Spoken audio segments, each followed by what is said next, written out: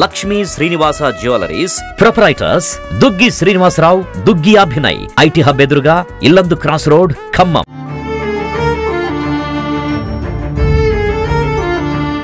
నమస్తే, welcome to Suman TV Khammam. నేను మీ శిల్ప. ఒక అశ్రద్ధతో కూడిన మరణం. ఒక 5 సంవత్సరాలు ఏమీ తెలియని బాలిక ప్రపంచాన్ని చూడకముందు ఎంతో వయసు మిగిలిండి కూడా ఈ రోజు మృతి చెందడం జరిగింది. అసలు కారణాలు ఏంటా అని తెలుసుకుంటే, సత్తుపల్లి మండలానికి చెందిన పాకాలగూడెం గ్రామానికి చెందిన పాప తనకి అర్ధరాత్రి 1 టైంలో ఏదో బల్లి కరిచింది అని అరవడంతో పేరెంట్స్ అందరూ మేల్కొని ఏమైంది అని చూసి లైట్స్ వేసి చూస్తే అక్కడ కట్లపాము కరవడం జరిగింది. వెంటనే వాళ్ళ తండ్రి ఏదైతే ఉన్నాడో తను ఆ కట్లపాముని చంపడం జరిగింది. వెంటనే హాస్పిటల్కి తీసుకువెళ్లకుండా వాళ్ళ అశ్రద్ధతో ముందు నాటు వైద్యాన్ని సంప్రదించడం జరిగింది. వాడు మూఢనమ్మకం కోసం ఆ నాటు వైద్యానికి వెళ్ళిన తర్వాత సెకండ్ ఒపీనియన్ కోసం మళ్ళీ ఆసుపత్రికి వెళ్ళడం జరిగింది. సత్తుపల్లి ఆ మిడ్ నైట్ టైంలో వెంటనే అక్కడ హాస్పిటల్ అన్ని తిరగడం, తర్వాత మళ్ళీ గవర్నమెంట్ హాస్పిటల్ దగ్గరికి వెళ్ళడం జరిగింది. వెంటనే ఆ పాపని ఐసీయూలోకి తరలించారు. తరలించిన వెంటనే అక్కడ ఉన్న డాక్టర్స్ పాప మరణించింది అని డిక్లేర్ చేశారనమాట.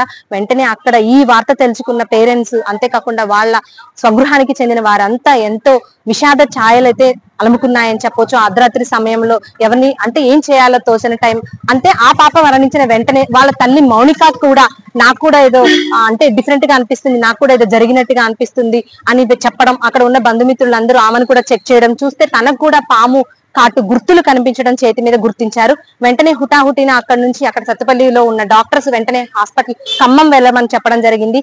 అక్కడ నుంచి వెంటనే తరలి ఆ పాపని అక్కడే అట్నుంచి వాళ్ళు తన పాప శవంగా మారిపోయింది. ఆ బాధ భరించడం ఒక ఎత్తు అయితే, తనకు పాము గరిచింది తను ఒక ఎత్తు. తన గుండెల్లో అంటే ఎంత బాధ నింపుకొని అదే పరిస్థితుల్లో తను వెంటనే ఖమ్మం హాస్పిటల్కి రావడం జరిగింది. ప్రభుత్వ హాస్పిటల్లో జాయిన్ అవ్వడం జరిగింది.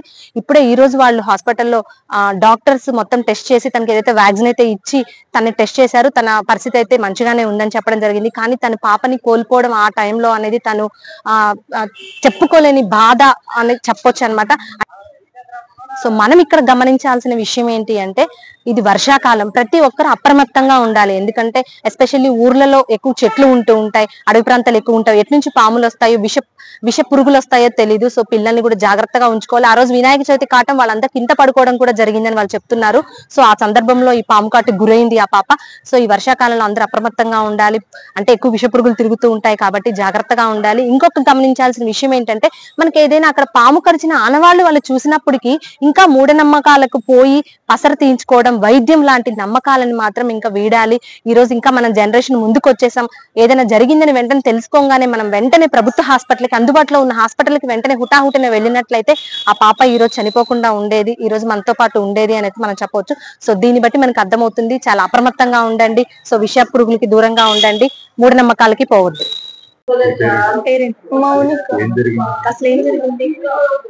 నిద్రపోతుంటే పాప దగ్గరకు వచ్చి పాము కుట్టేది. ఎక్కడ అట్లా అంటే మీ అంటే ఎట్లా మీ ఇల్లు కింద పడుకున్నారా, పైన పడుకున్నారా? చిన్న పాకలు కూడా పూజ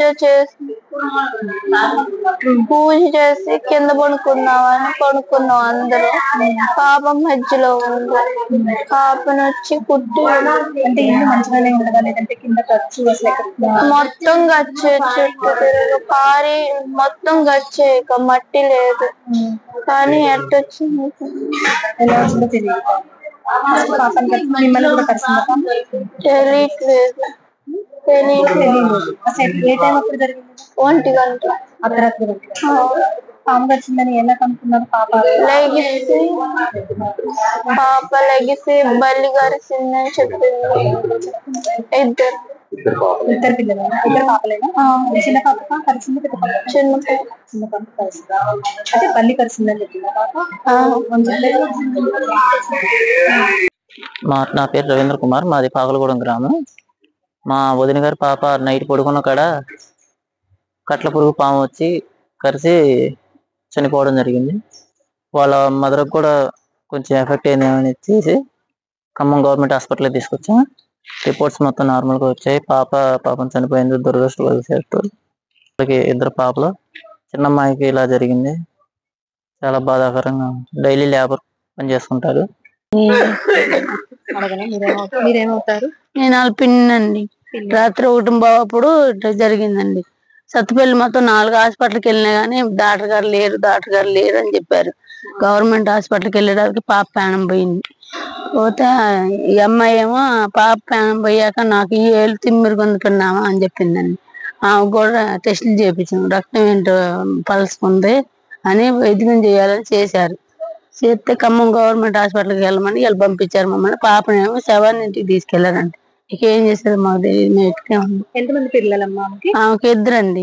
పెద్ద పాపకేమో 7వ సంవత్సరం, చిన్న పాపకేమో 5వ సంవత్సరం. అసలు అంటే ఏ టైం ఇప్పుడు జరిగింది కరెక్ట్ గా? 1 బాగుండి కరెక్ట్ రాత్రి 1 బాగు. ఆ టైంలో అంటే పాప అరవడం వల్ల ఎలా గుర్తించారు పాము కరిసిందని? మమ్మీ నన్ను బల్లి కరిచింది మమ్మీ అని లేపిందండి. పక్కన గదిలో లైట్ వెళ్తుంది, ఆ వెళ్తురికి దవ్వుకొని లేచి లైట్ వేసిందంట వాళ్ళమ్మ. లేచి చూసేదానికి వాళ్ళ డాడీ చేతుల మీద నుండి పాము వెళ్ళిపోయింది. ఆ పామును కొట్టి చంపి పిల్లల్ని తీసుకొని వెళ్ళింది. అందరూ చూసారు. ఆ పాము ఇంటి దగ్గరే చంపి పాడేశారు. హాస్పిటల్కి వెళ్ళేసరికి సివియర్ ఉందని చెప్పారా? దగ్గరికి వెళ్ళినామండి సత్తుపల్లి. మమ్మల్ని పాప నా భుజం మీదే ఉంది. పాపని ఏలాడబడేది చూసి లేరు, డాక్టర్ గారు లేరు, వెళ్ళమని పంపించారండి. ఆ నుండి సురేష్ రామాల అని రోడ్డు అమ్మటే ఉందండి, ఆడికి వెళ్ళాం. అక్కడ కూడా డాక్టర్ గారు లేరు, వెళ్ళిపోండి అన్నారండి. మళ్ళీ ఆ నుండి రాముల వారి గుడి పక్కన అదేదో కొత్త హాస్పిటల్ ఉంటారు, దాని పేరు రావట్లేదు, ఆ హాస్పిటల్కి వెళ్ళామండి. వాళ్ళు లేరని చెప్పారండి. ఆ నుండి సాయిరామ్ హాస్పిటల్కి వెళ్ళిన రోడ్డు అమ్మటే, అక్కడ డాక్టర్ గారు లేరు, వెళ్ళిపోండి అని పంపించారండి. గవర్నమెంట్ హాస్పిటల్కి వచ్చి డాక్టర్ గారి దగ్గరికి వచ్చేటాళ్ళకి వాళ్ళు ఈసీజీ చేసి పిల్ల ప్రాణం పోయిందని చెప్పారండి. ఇంకా ఆ పాప కట్ట అయింది. కాసేపు అట్ట ఏడ్చుకుంటూ మొత్తుకుంటూ ఉన్నాక అమ్మాయి కూడా చేయి తిమ్మిరి పడుతుంది పెన్నామా నాకు అంతా అని చెప్పిన చెబితే చూస్తే పాపకి ఇక్కడ 2 గాయాలు, ఇక్కడ 2 గాయాలు, ఇక్కడ ఒక గాయం ఉంది. పాపని చేతి మీద పడుకోబెట్టుకుంది. ఈ ఏలుకి ఈ గాయానికి కొద్దిగా టచ్ అయిందేమని వాళ్ళ అమ్మని వైద్యాన్ని తీసుకొచ్చామండి. సత్తుపల్లి నుండి ఇక్కడ ఖమ్మం తీసుకొచ్చాము. పాపని ఇంటికి తీసుకెళ్లారు. ఇక మేము ఇంకా వెళ్ళలేదు. అంటే ఎక్కువ టైం తీసుకున్నారా హాస్పిటల్ తీసుకురావడానికి పాపని? లేదండి, గంటన్నర టైం లోపు వచ్చేసరికి అక్కడ నాటు మంది కూడా 30 గంట పట్టిందండి. మామూలుగా ఆ హాస్పిటల్ తిరగడానికి 1 గంట పట్టింది. 1 గంట వీళ్ళు ఈసీజీ తీయటం సరిపోయింది. గవర్నమెంట్ హాస్పిటల్ ప్రాణం పోయింది. ఏంటి వాళ్ళ పరిస్థితి ఇప్పుడు ఏంటి, అట్లా ఫీల్ అవుతుంది?